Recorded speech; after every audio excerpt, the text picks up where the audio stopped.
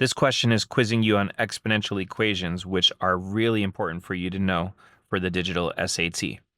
Now, the basic level exponential equation question looks like this, and you need to know by heart that A is the starting amount, B is the way it changes, X is the number of times. By the way, a linear equation is one where as X goes up by 1, you're adding to Y. An exponential is one where as X goes up by 1, Y is being multiplied by some number. So at the top there, we have the basic exponential equation. Now here are the two ways the SAT tends to present it.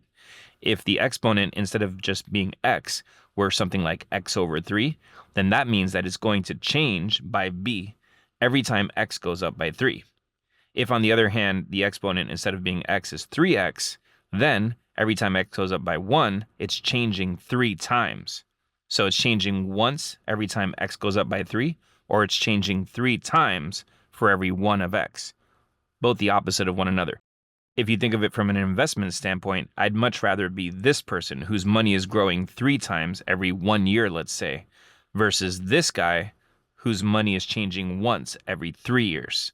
So that's one way to remember this better.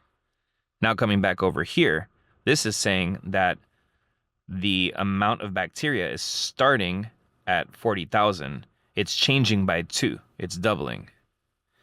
And that T over 790, that's saying that that change is happening every 790. Every 790 what? Well, here we're hearing that T is the number of minutes.